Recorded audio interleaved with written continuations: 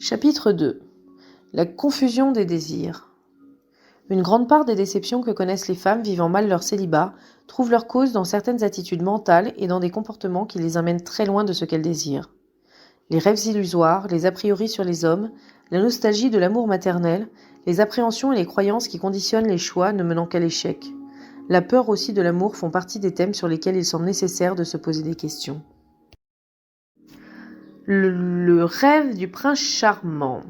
Première partie. Le prince charmant semble toujours régner sur les cœurs et les esprits de ces dames, quel que soit leur âge, même en ce début de 3e millénaire. Cet homme idéal incarne une véritable image mythique, indétrônable, qui idéalise et réunit l'ensemble des qualités que doit absolument posséder toute figure masculine, sous peine d'être dédaignée et sans doute jamais regardée. Car s'il est pardonnable de n'être pas un prince de sang, il est impératif d'être prince de cœur, d'esprit et de corps. Toutes les femmes, ou presque, en mal d'amour, rêvent de rencontrer l'homme de leurs rêves, sinon prince, du moins très charmant. Seul cet homme pourra se voir accorder l'insigne honneur de devenir l'homme de leur vie, car lui et uniquement lui saura déclencher l'étincelle magique qui les fera chavirer. De cet homme, elles attendent qu'il illumine leur vie, qu'il fasse brûler en elles les feux de la passion, qu'il enchante leur quotidien en se dévouant corps et âme pour l'embellir minute après minute, qu'il les entoure de 1000 attentions toutes aussi inattendues que plaisantes, qu'il se consume de désir pour elles et que leur ardeur leur soit tout acquise à tout jamais. Et soit dit en passant, le jamais est très long et s'allonge avec l'espérance de la durée de vie. Quand les couples n'avaient qu'une quinzaine ou une vingtaine d'années à vivre leurs unions, c'était sûrement plus facile. Mais maintenant, il faut pouvoir tenir dans un temps qui s'étire à l'infini. Rêver du prince charmant constitue une occupation très prenante qui n'empêche ni de travailler ni de vivre son quotidien. Comme le décor sur une scène de théâtre, il est là et permet aux acteurs de faire leur métier. Il peut changer entre les actes. Qu'à cela ne tienne, les princes des rêves sont eux aussi modulables selon l'humeur du moment. Pour ces femmes qui vivent ce rêve si intensément, le corollaire auquel nul n'échappe est l'attente, car il ne suffit pas de rêver. Si cet homme idéal n'était qu'un rêve, une abstraction née de la seule imagination, il ne serait pas omniprésent. Il ne serait qu'un support de rêve, à l'instar des passions adolescentes pour un acteur ou un chanteur. Le simple fait de l'attendre le rend déjà plus concret et conditionne de nombreux comportements, comme celui de se préparer à la rencontre, une occupation à plein temps. Portrait du prince charmant. D'abord et avant tout, le prince charmant, sans parler de ses qualités physiques incontestables, se doit d'être disponible. Cette qualité est tout à fait fondamentale, essentielle, c'est la condition première pour entrer dans la catégorie. Et ceci pour une raison bien simple, la solitude, ça suffit. Il doit pouvoir se libérer pour s'occuper de sa bergère. Même si la liberté semble n'avoir pas de prix, le premier désir exprimé est de rencontrer quelqu'un qui soit là, une présence constante auprès de cette femme qui en a tellement manqué. Pour les autres aspects, indispensables pour se différencier du commun, voici les plus fréquents. Il s'agit d'un homme qui aime sortir et voyager, qui a de l'humour. Qualité majeure, à l'évidence, car toutes les femmes à qui j'ai posé la question la mentionnent. L'une d'entre elles souhaite même un brin de folie. Il doit savoir conjuguer sensibilité et douceur avec dynamisme. Il lui faut être attentionné, doux, gentil, tendre, serviable, mais aussi bien dans sa peau, équilibré et sûr de lui. Il doit savoir comprendre, partager et communiquer, être ouvert, curieux et cultivé, protecteur et indépendant. Il doit avoir une bonne situation, être travailleur et ambitieux. Les critères plus subsidiaires, moins fréquemment cités, sont l'honnêteté, la sensualité. L'une d'elles précise qu'elle désire un prince libéré sexuellement. La créativité, l'intelligence, le goût pour le sport, une attitude positive devant la vie, l'élégance, une grande aisance dans les rapports sociaux, les contacts humains. Il est réaliste et passionné à la fois, optimiste sur la vie. Sur l'ensemble des femmes interrogées, plus d'une centaine, 2 seulement ont mentionné la fidélité comme qualité attendue. Une seule souhaite rencontrer un homme qui ne la prenne pas pour sa mère ou sa sœur. Mais pour celle-ci, il s'agit d'une description en creux. Pour qui doit-il la prendre ? Les portraits du prince charmant se ressemblent tous. Étonnamment, faut-il en conclure que toutes les femmes rêvent du même homme ? Il semblerait que tout simplement elles additionnent le plus grand nombre de qualités possibles, recherchant une entité parfaite, parée de tous les ornements relationnels, moraux et intellectuels correspondant à leurs rêves. Il doit tout posséder car, grâce à cet homme, elles se rapprocheront d'un idéal auquel elles aspirent pour elles-mêmes, pour s'apprécier en tant que personne. N'est-il pas éminemment flatteur d'arborer à son bras une personne si proche de la perfection, reconnaissant cependant que ce portrait est plutôt tentant et que peu de femmes résisteraient à un tel homme. Des attentes illusoires. Ce portrait, trop idéal, ne révèle que du seul domaine des idées. La perfection n'est pas de ce monde, elle n'est pas de l'ordre de l'humain, n'en déplaise à beaucoup. Et quand le degré d'exigence s'élève au-dessus d'une barre réaliste, la déception est au rendez-vous. C'est ce qui arrive trop souvent à ces femmes. Leur prince charmant, l'homme de leurs rêves, n'existe pas. Il est trop parfait, inhumain, pour être vrai. Il ne pourrait venir que d'une autre planète. Malgré tout, c'est pour un tel phénomène qu'elles seraient prêtes à quitter leur chère liberté et à rompre leur solitude. Car ces femmes veulent tout. Un homme solide, courageux, ambitieux, sûr de lui, autonome et indépendant, protecteur et fort, sensible, attentif, compréhensif, à l'écoute, subtil et plein de tact, avec une libido à la fois passionnée et câline. Après tout, comme dit le dicton, mieux vaut être seul que mal accompagné. Mieux vaut être seul?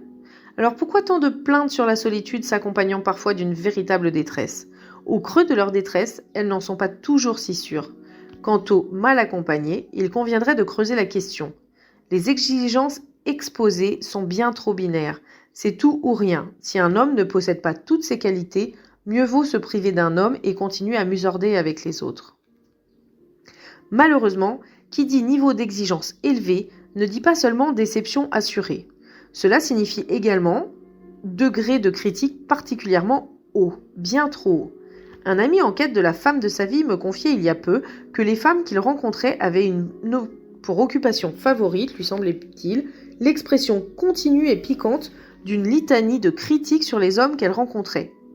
La rencontre d'un homme idéal paraît aussi impossible qu'improbable, d'autant plus que toutes les attentes doivent être satisfaites dès les premiers instants. Beaucoup semblent ignorer ou feignent d'ignorer qu'il faut du temps pour connaître quelqu'un. Comment en une soirée repérer l'intelligence, la gentillesse, l'indépendance et toutes les autres traits de caractère du prince? D'autant plus que ces messieurs savent bien ce qu'il plaît aux dames et dans les débuts, ils montrent ce qu'ils ont de meilleur. Comme tout le monde, n'est-ce pas? Comme elles, c'est certain, et ils sont bien capables pour appâter leur potentiel partenaire d'en rajouter un peu. Rien n'est plus simple, surtout qu'elles n'attendent que ça. Le jeu de la séduction est bilatéral. Mais les premières soirées passées ensemble n'apprennent pas grand-chose sur l'autre, puisque les deux jouent plus ou moins le rôle qui les met le plus en valeur. Il s'agit de la parade amoureuse, tout simplement. C'est pourquoi la désillusion à la hauteur des espérances est souvent démesurée, qu'elle intervienne rapidement ou non. Et ce n'est la plupart du temps pas la faute de ces messieurs, contrairement à ce que pensent de nombreuses dames, qui, furieuses et tristes, se déclarent flouées et dégoûtées car ils sont bien tous pareils, ils se moquent de nous. Parfois, elles sont dans le vrai, mais le plus souvent, ce sont elles qui portent le poids de cette désillusion. Comment l'ont-elles évalué cet homme? Ne l'ont-elles pas confondu avec une image? Il est tellement habituel d'habiller l'homme d'un soir des vêtements de lumière du prince et passer minuit de ne découvrir finalement qu'un homme normal. Alors, plutôt que de regarder ce nouveau venu inattendu et d'en être curieuse, elle tourne un dos rageur. Bien sûr, il se peut qu'elle soit tombée sur quelqu'un qui ne les intéressera vraiment pas ou sur un goujat. Oui, ils existent, mais il ne faudrait surtout pas généraliser. Ainsi, de soir en soir, de rencontre en rencontre, la liste des hommes rejetés sans autre forme de procès s'allonge, confirmant l'amertume et la déception. Sans oublier qu'elles ne se remettent pas en question. Tout est de la faute de l'autre, qui est trop ceci ou pas assez cela. Exigeante à l'excès, trop critique a priori, elle manifeste une recherche de la perfection masculine qui ne peut être que vouée à l'échec, les empêchant de voir les autres hommes, moins princes mais très charmants. Cette attitude entretient sérieusement leur solitude. Le moindre défaut, entendez par là ce qui n'est pas sur la liste des attentes, est stigmatisé et elle se focalise sur cet aspect, choquée comme elle pourrait l'être d'un crime de lèse femme merveilleuse. Chloé raconte comment elle a récemment rencontré un homme en faisant un stage de tir à l'arc. Ils prennent du plaisir à se parler. Pendant des heures, ils sont bien ensemble et commencent à se rapprocher. De retour à Paris, ils se donnent rendez-vous dans un restaurant. Voici ce qu'elle dit de cette soirée. Quand je l'ai aperçu dans le restaurant, j'ai failli partir. Je ne supportais pas de le voir si mal habillé. Je lui ai tout de suite annoncé que s'il voulait me revoir, il fallait qu'on fasse des courses ensemble pour lui acheter d'autres vêtements. Comme il est très gentil, il n'a rien dit. Mais il ne m'a plus téléphoné. C'est dommage, il aurait pu me comprendre. Quant à Aurore, qui avait décidé de se méfier des hommes trop manifestement dragueurs, elle a rencontré Olivier qu'elle décrivait très attentionné, simple, attentif à moi et qui savait m'écouter. Pourtant, au bout de quelques soirées, elle s'est détournée de lui. Je m'ennuyais trop, il ne me faisait pas rire. Si beaucoup d'hommes rechignent à s'engager dans une histoire d'amour qui pourrait entraver leur liberté, eux aussi ils y tiennent, il semble que ces femmes se conduisent de la même façon, mais pour des raisons différentes. Elles n'entr'ouvrent qu'une porte très étroite et seul le prince charmant est invité à entrer dans leur domaine affectif. Les autres n'ont qu'à s'améliorer. Alors, au lieu de se plaindre du manque de choix, les hommes, bien ayant, semble-t-il, déserté la planète Terre, ne voudraient-ils mieux pas dire que ce sont elles qui sont souvent trop exigeantes ? En réalité, ces femmes pourtant si malheureuses de vivre seules semblent refuser d'accepter que l'autre soit différent d'elles. Évidemment, avec le prince charmant, il n'y a aucun risque. Comme elles le modèlent selon leurs vœux, il est forcément parfait. Et parfait signifie comme moi. Nous avons les mêmes goûts, les mêmes valeurs, les mêmes loisirs, la même vision de l'amour, du couple, de la vie, des choses. C'est d'ailleurs pour ça que nous pourrions si bien nous entendre. Nous sommes pareils.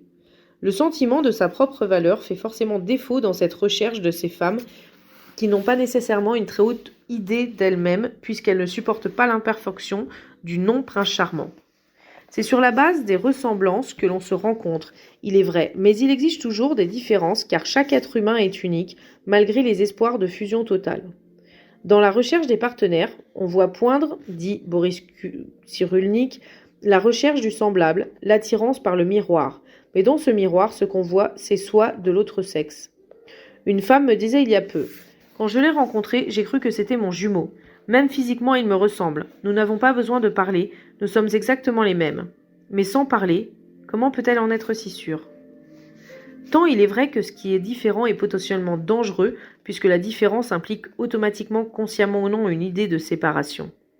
L'altérité est souvent mal vécue, car elle renvoie à la rupture d'antan, celle qui a permis à l'identité séparée, d'avec la mère, de se construire, de s'élaborer. Fantasmes et mythes de fusion, de non-différenciation, ont pour modèle fondamental le corps à corps primaire de la mère et de l'enfant. Il faut bien avouer que la ressemblance avec un personnage fabuleux, qui n'existe que dans les fables, ne peut que réjouir l'ego et satisfaire l'idée que l'on a de soi. S'il est parfait et que nous sommes semblables, je suis également parfaite. Pourtant, la certitude d'être quelqu'un de bien à ses propres yeux ne peut se construire sur une telle présupposition. Un homme est un être humain et n'a pas à jouer le rôle de faire valoir d'un autre. 2. La magie de l'amour.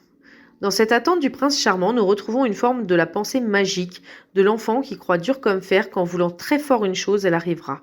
L'enfant qui longtemps s'imagine être tout-puissant a une confiance totale en ses pouvoirs. La passivité. Devenues adultes, ces femmes dont nous parlons semblent croire encore au bienfait de cette magie qu'est l'impérieux désir. Certaines se disent même prêtes, si c'était possible, à utiliser de vieux grimoires pour confectionner des filtres d'amour aux vertus non contestables. Tant l'étincelle magique leur semble seule digne d'intérêt. Cette étincelle, seul le prince charmant peut la déclencher pour transformer leur vie. Tout se passe comme si cette capacité ne pouvait en aucun cas leur appartenir.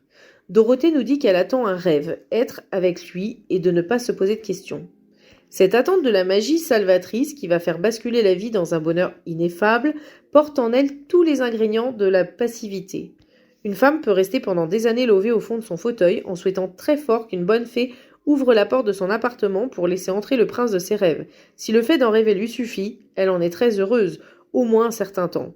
En revanche, si elle attend soir après soir, jour après jour qu'il fasse irruption à ses côtés, elle risque bien de se ratatiner et au fil du temps qui passe, de passer à côté de sa vie. Plus l'attente devient un véritable mode de vie, plus la déception et l'amertume seront grandes. Et personne d'autre que celle qui a décidé d'attendre n'en sera responsable, surtout pas les hommes. Une femme passive, dans sa vie affective par exemple, n'a aucun impact sur son destin. Elle doit juste se contenter de bien attendre jusqu'à s'ankyloser. Car cette passivité envahit son quotidien, compagne indissociable de sa solitude. Sa seule pensée ne peut en aucun cas produire le miracle. Les ravages des contes de fées. Comme la belle au bois dormant, elle attend. Ce qui me rappelle une berceuse que chantait cette grand-mère. Dodo, Ninette, endors-moi cet enfant jusqu'à l'âge de 20 ans. 20 ans sont passés, va falloir la marier. 20, 30 ans ou plus sont passés et Ninette n'est toujours pas mariée. Elle dort encore. Loin de sa réalité de femme et de la vie, elle attend. Le prince ne viendra pas et sa vie n'est bercée que de rêves. Comme Cendrillon qui passe son temps à se faire humilier et à faire le ménage. Cendrillon pataugeant dans les cendres, elle croit qu'un jour le prince viendra. Comme dit la chanson, et s'il venait, qui rencontrerait-il? Une enfant, au mieux une adolescente pétrie de rêves qui ne lui appartiennent même pas et qui, comme le dit très laconiquement Guy Corneau, veut se faire voir, se faire valoir, se faire vouloir, et ajoute-t-il, va se faire avoir. Elle ne se fera avoir bien souvent que par elle-même. Le petit chaperon rouge n'est pas plus heureuse, elle aussi attend qu'un homme, ce n'est plus un prince mais un chasseur, mais la chasse n'est-elle pas une activité de prince, vienne la tirer du mauvais pas dans lequel son manque de sens des réalités l'a entraînée. Je n'évoque même pas Podane qui, pour fuir les désirs incestueux de son père, a dû se sauver du château. Cette femme attentiste ne décide pas de sa vie, elle ne prend aucune décision, aucune initiative et se contente de se demander pourquoi ça ne marche pas, pourquoi personne ne vient la délivrer de son triste sort, du sortilège qui la tient si malheureuse. La naïveté est souvent son excuse. Je ne savais pas. On ne m'a jamais rien dit, je ne pouvais imaginer, ce n'est pas de ma faute. Or, passé 18 ans, l'âge de la majorité, légal tout du moins, la naïveté ne me paraît pas être une qualité si louable. Il s'agirait plutôt d'un inconvénient majeur, car rien n'éloigne plus les femmes de leur autonomie que cette pseudo-candeur entretenue justement par la passivité et l'ignorance parfois délibérée de la réalité. Si la naïveté fut considérée longtemps comme une grande qualité féminine, au même titre que les vertus domestiques, elle maintenait ou voulait maintenir la femme dans un état d'infantilisme avancé.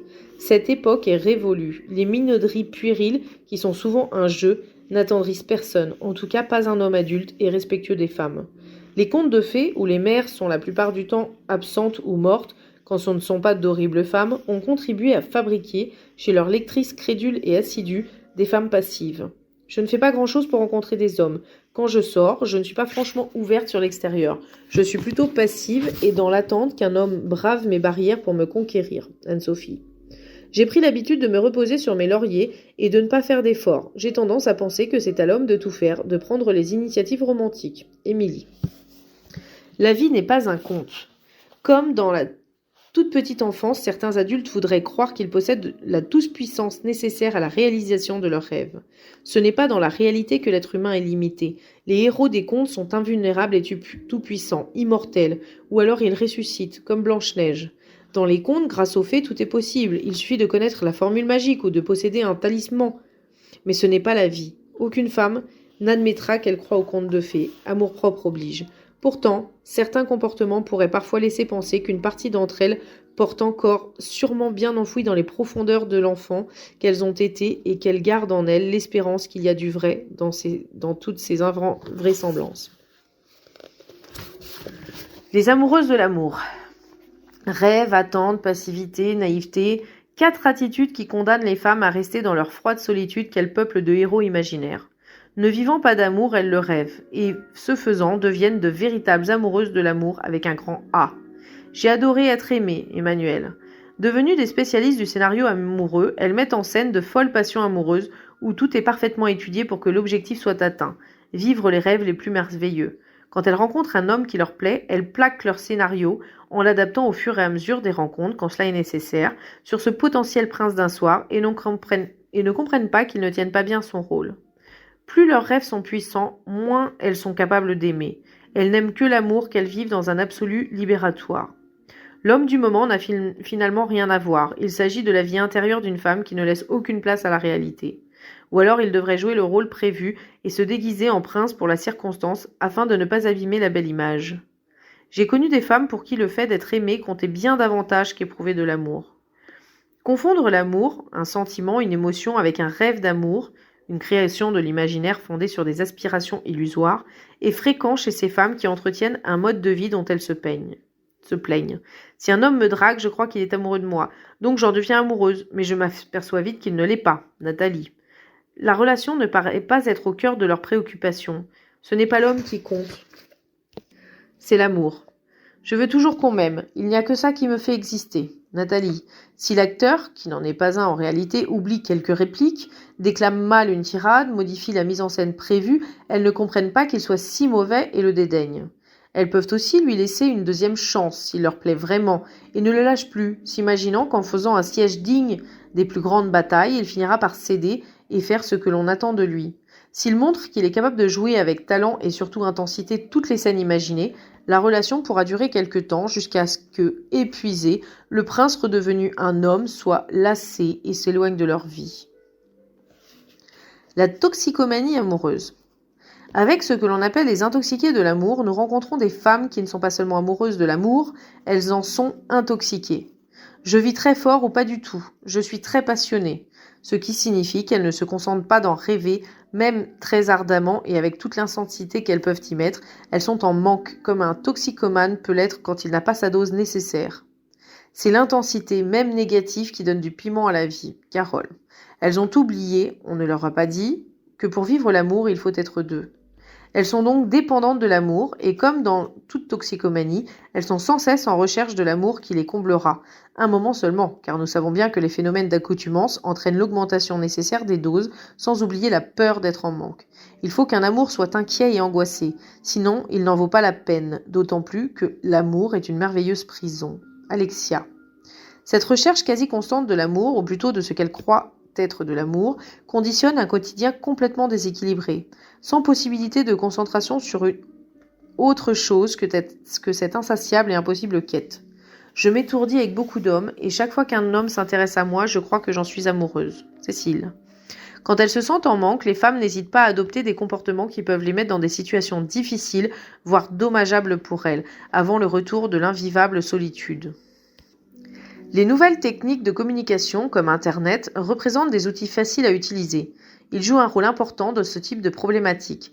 Grâce à eux, la recherche de partenaires devient un jeu d'enfant et les candidats ne manquent pas. Internet devient alors une sorte de dealer pour ces femmes atteintes de toxicomanie amoureuse. Depuis 5 ans, je vais avec le premier venu, Chloé. Cherchent-elles réellement l'amour ou sont-elles en quête d'un miroir qui, pendant quelques heures, ou plus si affinité, va réfléchir un portrait flatteur, une image agréable d'elle-même? Cette alimentation d'un narcissisme défaillant représente une nourriture nécessaire, vitale. Chaque regard masculin positif représente une dose qui, si elle n'est évidemment pas de l'amour, peut être considérée comme un ersatz suffisant pour se tenir debout. Si l'argument du prince charmant est toujours utilisé, elles savent bien que ce comportement ne leur permettra pas de le croiser, même si l'espoir reste tapis au creux d'un cœur plus souvent blessé qu'épanoui. L'intensité des vibrations renouvelées à chaque rencontre n'a pas de prix. Aucune logique, aucun argument rationnel ne feront le poids devant cette force irrationnelle et obsessionnelle qui les pousse toujours vers de nouvelles aventures tellement plus merveilleuses les unes que les autres. On s'est mis ensemble sur un coup de foudre et on s'est quitté sur un coup de tête. C'était merveilleux. Amina.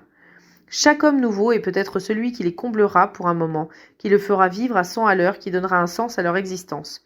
C'est bien ce qui explique qu'elles ne cherchent pas une relation à construire dans la durée, quoi qu'elles en disent. La magie réside dans l'espoir toujours entretenu, pas dans une réalité de vie de couple au quotidien. Les belles flammes deviendraient vite de la braise et se transformeraient en cendres. D'autant plus que c'est la rencontre qui provoque l'étincelle. Si l'homme s'avisait de s'attacher, il serait vite éconduit, sans bien comprendre pourquoi, puisque elle paraissait tellement bien avec moi, si heureuse de m'avoir rencontrée, mais ce pauvre amoureux abandonné n'était qu'un dealer. Sitôt la dose avalée, la femme envolée. Passé les enthousiasmes et les émotions puissantes des débuts, rien ne va plus. Ces dames sont déçues. Ce n'est plus comme avant, je n'y crois plus. Elles se sentent moins adulées, elles pensent aimer moins, mais elles n'aimaient pas, à part elles-mêmes, dans un regard. Elles quittent donc la scène, le rideau est tombé sur cette histoire-là, jusqu'à la prochaine qui saura faire renaître toutes les sensations désirées.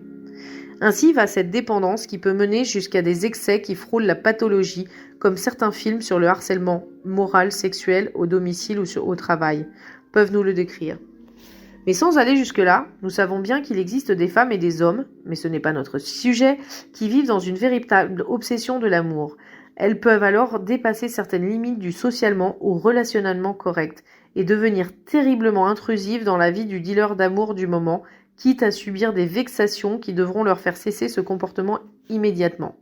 Mais non, c'est plus fort qu'elles. Il leur faut rester dans cet univers qui seul peut donner l'impression de vivre et de combler ce puissant fond du vide de leur vie amoureuse. L'amour pour remplir un vide. Je veux rencontrer un homme pour être bien, Anna. Le vide, la sensation de vide intérieur est immense et l'amour seul peut y remédier. L'amour, ou ce qui en tient lieu, vient alors compenser une vie affective en jachère pour des raisons très individuelles. J'entretiens le musée imaginaire de tous mes anciens amants en attendant le prochain. Ça sert à peupler ma vie, Cécile. C'est le rôle du prince, venir tout réparer, tout restaurer, faire en sorte d'en finir pour toujours avec avant, quand il n'existait que dans les rêves et que la vie était si pénible. Alors vous prenez un vide, vous le remplissez avec un prince qui satisfait à toutes les attentes précédemment énoncées, et comme par miracle, le vide est comblé. Il y a même parfois du trop-plein, mais ce n'est pas grave. Il n'y en aura jamais assez pour compenser toutes les détresses, toutes les souffrances. Parce que la douleur est trop grande et depuis trop longtemps. J'en ai assez de toujours penser en « je ». Il faut passer au « nous ». Anne-Sophie. Je ne peux plus du tout assumer d'être seule. Faire face toute seule, c'est trop dur. Ariel. Telles sont les plaintes et complaintes de celles qui galèrent en attendant leur bon prince charmant. Car il est non seulement prince, mais il possède un talent particulier. Il est guérisseur. Peu de femmes le disent ou l'expriment en ces termes, mais elles le savent bien, qui sont prêtes à remettre leur corps, leur cœur et leurs âmes entre les mains bienfaisantes de ce magicien du corps, du cœur et de l'esprit. Cendrillon va enfin pouvoir quitter un travail de subalterne qui l'abrutit. Le prince surviendra à ses besoins.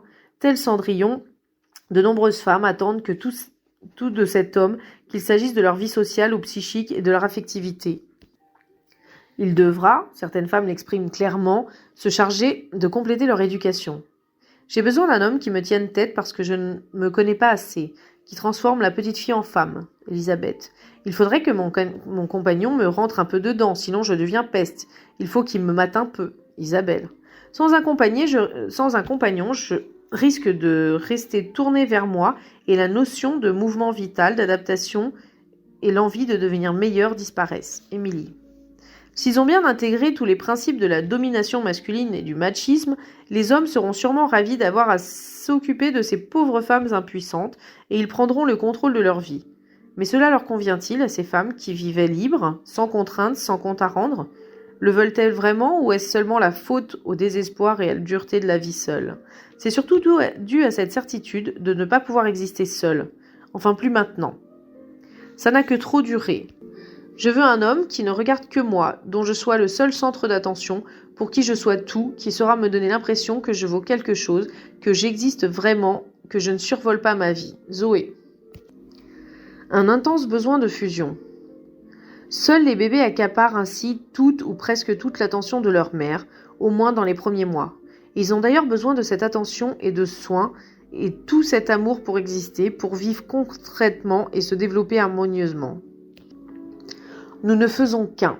C'est ce type de fusion que certaines femmes recherchent désespérément, sans lesquelles elles croient réellement ne pas posséder d'identité. Elles en sont restées à un stade très archaïque, le besoin de ne faire qu'un avec l'être aimé, comme le nourrisson avec sa mère.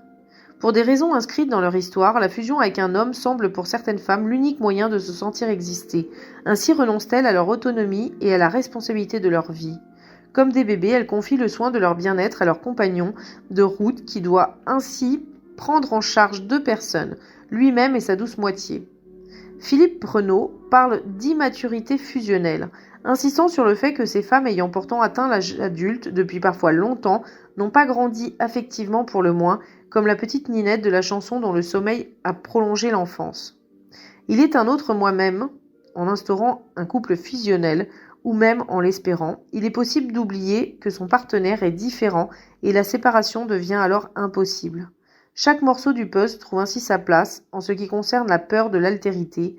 Qu'est-ce qui, mieux que la fusion, peut la prévenir ou jamais ? L'équation fusionnelle ressemble alors à ceci. Si je ne fais qu'un avec l'autre, si lui et moi ne faisons qu'un, jamais nous ne pourrons être séparés. Non seulement cette formule n'est pas juste, mais elle se paye au prix du renoncement de sa propre identité. Car ils ne feront jamais un, puisqu'ils réunissent 2 personnes différentes l'une de l'autre, physiologiquement évidemment, mais pas uniquement. Chacune avec sa vie, son passé, ses liens et sa personnalité propre, même si ces deux personnes partagent des points communs, si la fusion veut gommer les différences pour empêcher la séparation. Elle interdit aussi toute forme de pensée autonome sous peine de désaccord possible. Ne pas être d'accord, sans même évoquer l'idée d'un conflit, est impossible. Puisque nous sommes les mêmes, nous pensons nécessairement toujours la même chose, nous partageons les mêmes goûts et les mêmes aspirations. Donc nous ne pouvons jamais être en opposition ou en conflit, c'est impensable. Car la fusion porte avec elle, parallèlement au déni, un refus de la différence, la terreur du moindre désaccord qui pourrait provoquer une faille dans cette unité si parfaite. Cette peur du différent, cette quête infantile de la fusion totale, beaucoup d'hommes, ceux bien sûr qui ne la recherchent pas, en ont très peur. Plus les femmes émettent des signes de besoin de fusion, plus ils risquent de s'éloigner. Et bon nombre d'entre elles répéteront à loisir cette vieille antienne. Évidemment, comme les autres, il a peur de s'engager. De s'engager peut-être pas, d'étouffer sûrement. Ce désir de fusion se manifeste très tôt après une rencontre. J'aime tant que tu m'appelles plusieurs fois par jour. Dis-moi ce que tu fais ce soir, j'aurai l'impression d'être un peu avec toi. Je ne comprends pas pourquoi tu préfères regarder un match à la télé avec tes amis, déjeuner chez ta mère, aller en week-end chez des amis, alors qu'on aurait dû passer tous ces moments ensemble tous les deux. Sans oublier pour certaines un harcèlement téléphonique ou les SMS. Très vite, la femme fusionnelle se sent frustrée, puis rejetée de l'univers de son partenaire qui, se lassant de ses continuelles sollicitations, va peut-être faire machine arrière. Elle n'est donc pas tout pour lui, ce qu'elle était pour sa mère. Se sentant délaissée, c'est-à-dire n'étant pas le centre de l'univers de cet homme, elle le rejette en mettant la faute sur lui, oubliant de réfléchir à ses attentes un peu trop élevées. Il est cependant intéressant d'entendre les femmes vivant seules condamner largement toute forme d'amour fusionnel. Elles semblent ignorer que c'est ce qu'elles recherchent pour la plupart et qu'elles confondent ce qu'elles appellent des marques d'amour avec des comportements fusionnels ou exprimant un désir de fusion. Car cette unité, qui voudrait que l'un soit l'autre et réciproquement, elles la refusent catégoriquement. Leurs idées sur les hommes sont le plus souvent bien trop négatives pour vouloir ne faire qu'un avec eux, même avec un seul. Mais leur attitude dit tout autre chose, et c'est l'intention, la motivation profonde et souvent inconsciente qui donne du sens à ces actes. Le désir enfantin de toute puissance. Ne faisant qu'un avec sa mère, l'enfant connaît avec délice un véritable sentiment de toute puissance. Il obtient ce qu'il veut sans n'avoir rien à désirer. Comment ne pas vouloir revenir à ce pur état de grâce jadis vécu ? Comment ne pas avoir la nostalgie de ces moments enchanteurs où tous les désirs étaient satisfaits ? Comment, devenus adultes, ne pas les rechercher avec l'être aimé ? Ils sont gravés à jamais au plus profond de nous. En outre, la mémoire humaine est sélective. Elle semble oublier toutes les déceptions qui ont suivi cette période bénie, quand petit à petit une mère a opposé des résistances au désir de son enfant.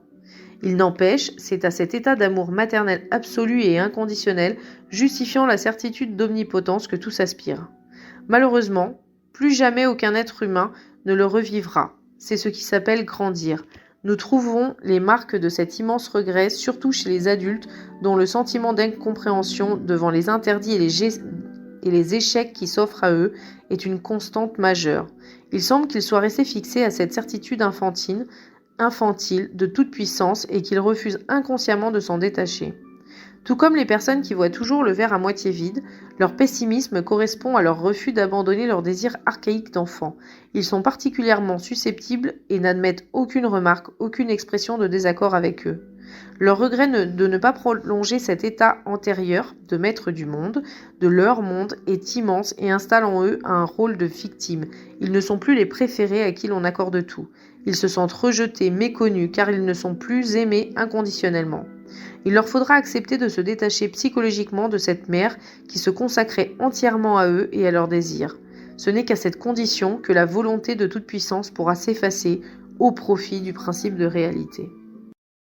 3. Du rêve à la réalité. Les continuels rêves de prince ou d'amour font vivre beaucoup de femmes sur de petits nuages, d'où elles semblent avoir un certain mal à redescendre. Car que trouveraient-elles sinon une confrontation plus que décevante avec la dure réalité des princes qui n'existent que dans les rêves et de l'amour, qui n'apportent pas que des joies ineffables. Le sentiment amoureux me fait peur. Après ma dernière rupture, j'ai eu l'impression qu'on m'avait ôté un poumon. Emma. Le prince déchu. Quand elle ne parle pas du prince, ce que les femmes pensent des hommes n'est pas très encourageant, et je doute que ces croyances et certitudes qu'elles tiennent pour vraies puissent les aider à se rapprocher d'eux. Il n'y a vraiment que le prince charmant qui échappe à ce tir nourri de critiques en tout genre. Les hommes sont dangereux, ce sont tous des salauds. Ils vous laissent tous tomber de toute façon, ils n'ont pas de vie intérieure. Ce sont tous des charges pour les femmes. Les hommes sont des gamins, on ne peut pas compter sur eux. En plus, ils sont nuisibles. Ils sont despotes, égoïstes, lunatiques, machos, violents. Ce sont tous des salopards. Les hommes ont besoin des femmes pour les rassurer. Ils ont beaucoup besoin qu'on s'occupe d'eux. Ils sont fragiles, ils ont besoin d'être valorisés, ils sont égocentriques. Ils doivent se montrer forts et ne le sont pas. L'homme n'est jamais préparé à souffrir, à l'inverse de la femme.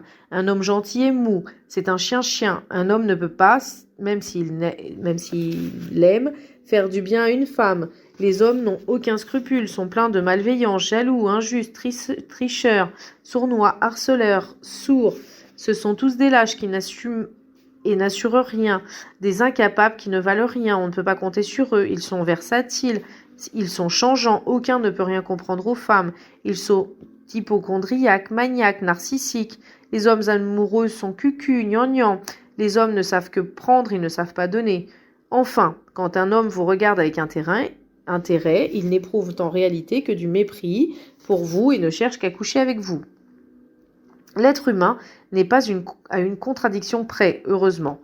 Car comment concilier ces portraits si durs et négatifs des hommes avec un tel désir d'en rencontrer un, d'être aimé par un tel monstre et d'avoir envie d'aimer, de partager sa vie avec une personne si peu aimable? L'hypothèse cependant se confirme. Seul le prince charmant imaginaire, qui n'existe pas et n'existera jamais, peut avoir grâce aux yeux fermés de trop nombreuses femmes. Les hommes normaux ne m'attirent pas. Emma. J'évite les hommes trop gentils, trop mous, qui s'attachent à moi comme de pauvres toutous. Je préfère un homme bien dans sa peau et indépendant. Émilie. Comme si un homme gentil était nécessairement mal dans sa peau. Même si certains hommes possèdent quelques dons pour se déguiser en prince, ils sont vite dévoilés et toisés avec rage et mépris. Il me semble utile de rappeler ici que tous les êtres humains possèdent un fonctionnement en commun. Lorsqu'ils ont des certitudes, quelles qu'elles soient, ils n'ont de cesse de se prouver qu'elles sont justes. Ceci dans le but inconscient de sauvegarder leur cohérence interne.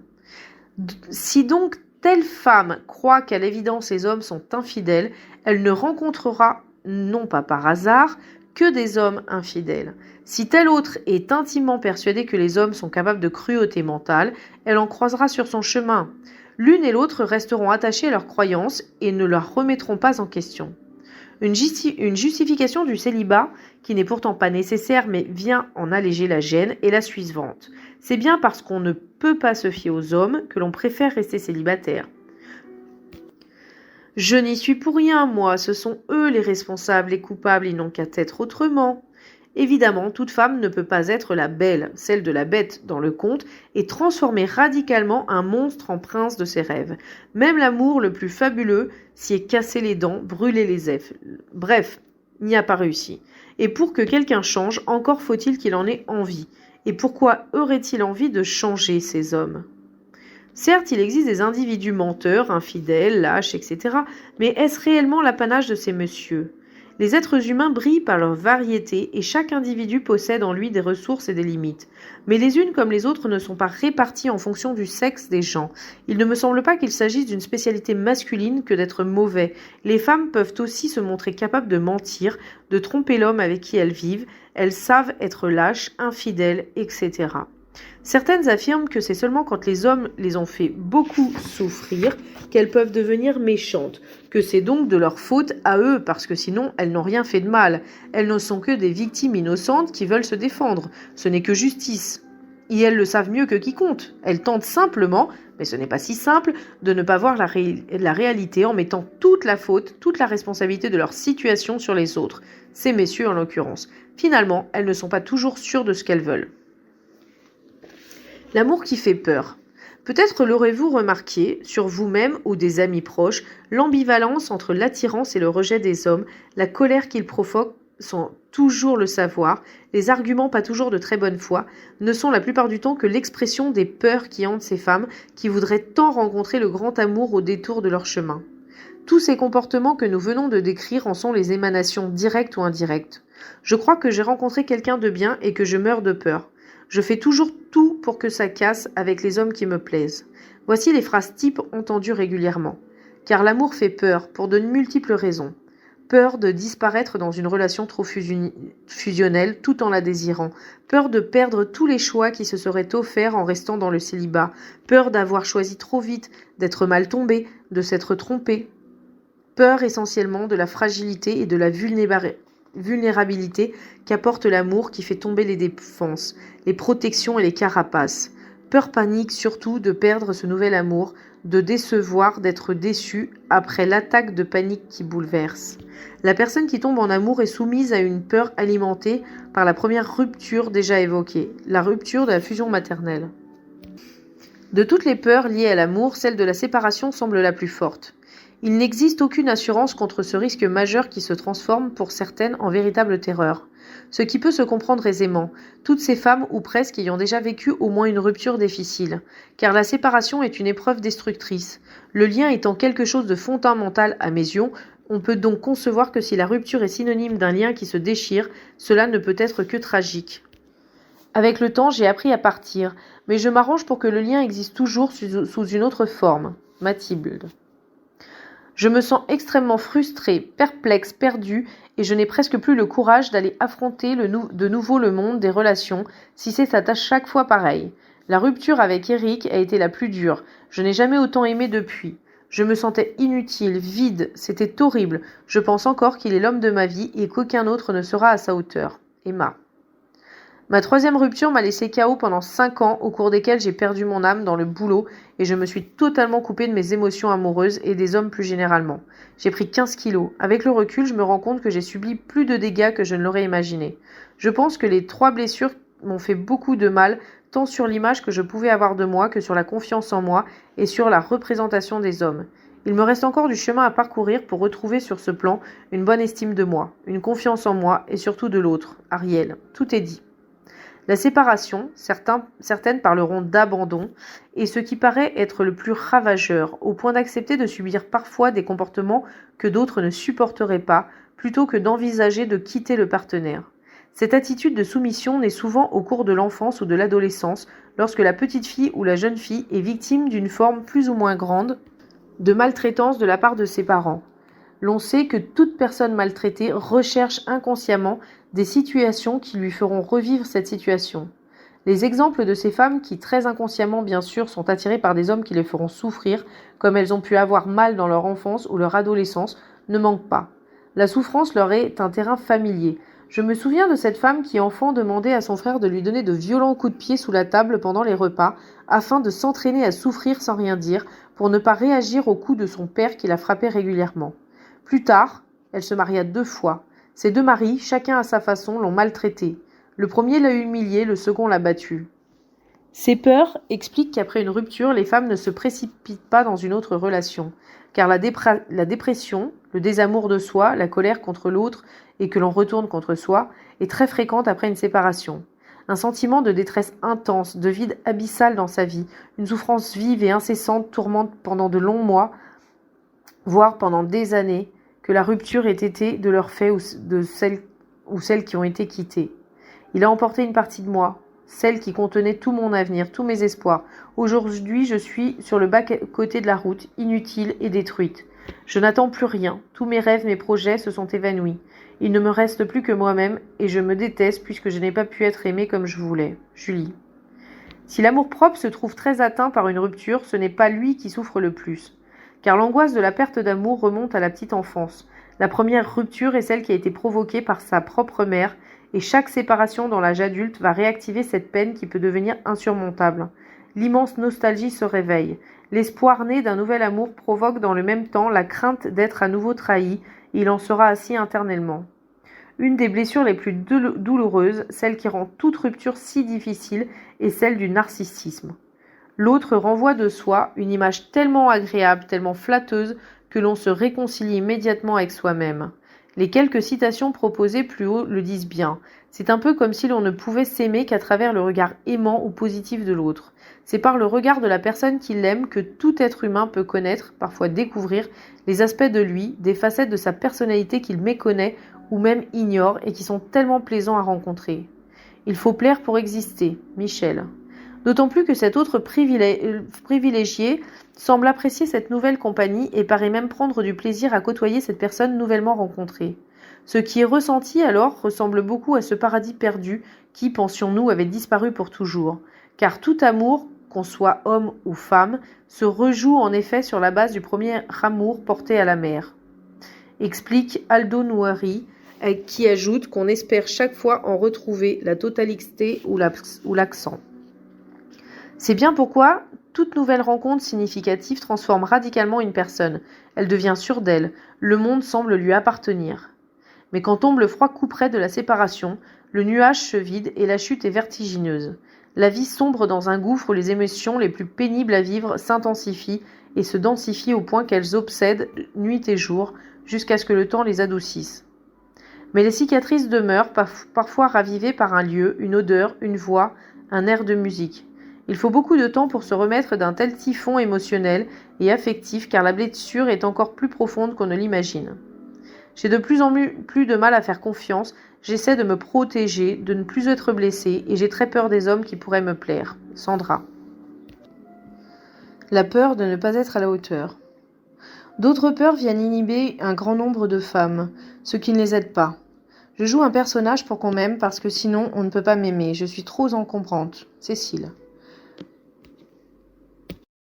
Comment se montrer tel que l'on est devant l'autre, en toute spontanéité? Comment répondre de façon naturelle à ses sollicitations si l'on ne s'aime pas soi-même suffisamment? C'est normal que j'ai été maltraitée par les hommes, Elisabeth. Je ne suis pas assez bien, Brigitte. On ne peut pas m'aimer si on découvre que je suis au fond de moi, Estelle. Si l'on devait mesurer ce que l'on vaut à l'aune de ces échecs amoureux, la terre risquerait bien de se couvrir de pauvres êtres en total désamour d'eux-mêmes. Malheureusement, le degré d'exigence vis-à-vis de soi est la plupart du temps élevé à des niveaux inatteignables et donc jamais atteints. Pour être aimé, il faut être irréprochable. Gaëlle. Tout se passe comme si une femme irréprochable devait rencontrer un homme parfait. Telle est la définition de la vie amoureuse impossible. Cette peur du jugement négatif de l'autre, qui n'est qu'une projection de l'image négative de soi-même, entraîne trop souvent ces femmes à jouer un rôle, à n'être pas elles-mêmes, à se montrer donc différentes de ce qu'elles sont. Comportement qui ne peut mener qu'à l'échec, car tôt ou tard, le masque tombe. Et puis, voudraient-elles réellement être aimées pour leur talent de comédienne?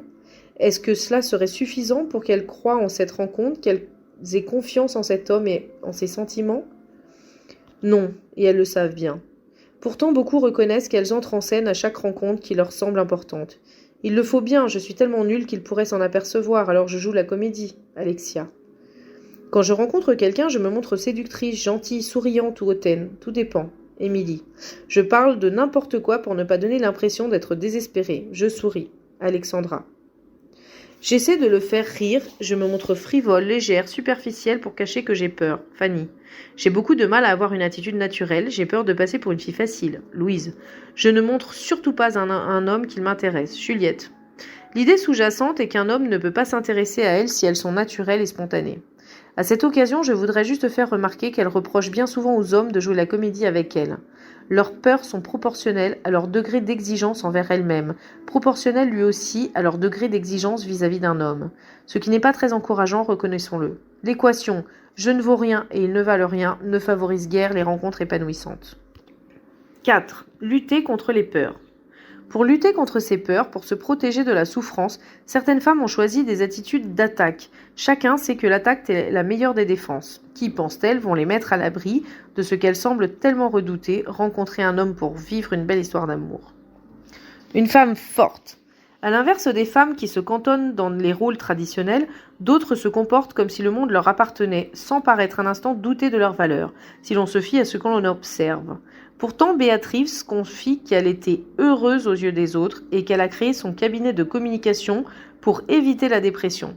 C'est ce que certains psychologues appelleraient le rôle de l'Amazone, cette guerrière mythologique qui se coupait un sein pour mieux ajuster son arc. Rassurez-vous, il ne s'agit aujourd'hui que d'une image, celle d'une femme dont on dit qu'elle a du caractère, parfois même un sacré caractère, pour ne pas dire autre chose. Elles partent en guerre dans leur travail et montent au front constamment quand elles abordent les hommes. Je suis devenue hyperactive pour combler le vide affectif, Isabelle. Sûre d'elle, volontaire, autoritaire, phallique, parfaitement organisée, énergique et réfléchissant vite, elles mènent leur monde comme elles l'entendent, contrôlantes, décidées. Certains de ces aspects ne sont pas dénués de qualité, mais c'est leur excès qui va nuire à ces femmes qui se sentent toujours obligées d'avoir l'air fort. Il faut être fort, sinon on est abandonné. Gaëlle. Elles ont cru un jour, même si elles ne l'ont pas verbalisé consciemment, qu'en se comportant comme des hommes, elles seraient respectées, alors qu'elles ne se respectent pas en tant que femmes. Elles ont sans doute eu raison en partie, car dans leur milieu professionnel, elles ont su faire reconnaître leurs compétences, au prix souvent de leur féminité. Mais en partie seulement.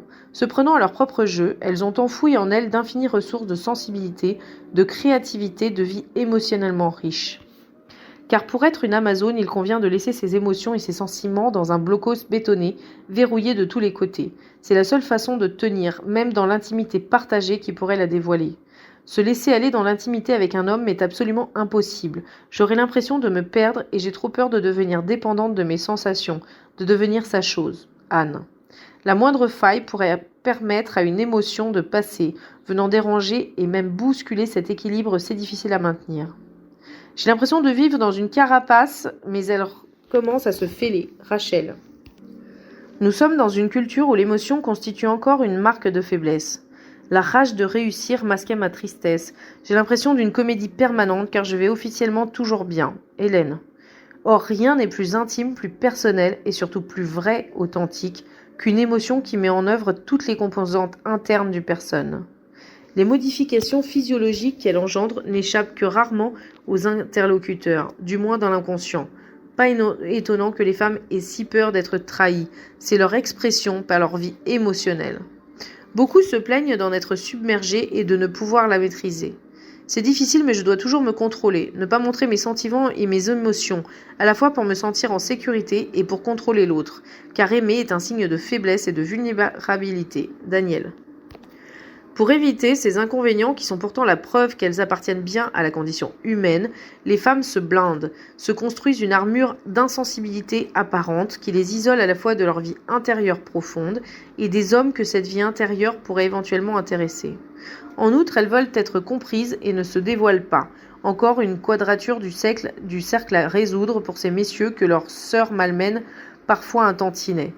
Surtout qu'il semble que plus elles sont intéressées par un prince éventuel et plus elles cachent ce qu'elles ressentent. Montrer son affection est un manque d'intelligence. Cécile. Ils ne doivent rien percevoir, aussi risquent-ils de se lasser rapidement. Les femmes machistes. Ces femmes ont complètement intégré l'idéologie machiste qui veut que l'on ne peut se faire respecter que par la force et parfois la violence verbale. Elles pensent que les femmes féminines sont des femmes enfants nunuches et frôlant la stupidité, des êtres inférieurs, s'alignant ainsi sur les hommes machos. Pour une femme, montrer son désir est dégradant. J'ai toujours admiré Jo March, une des 4 filles du Dr March. Elle n'a pas les défauts de la féminité, calcul, hystérie et minauderie. Alexandra. Elles font partie des plus redoutables ennemies des femmes.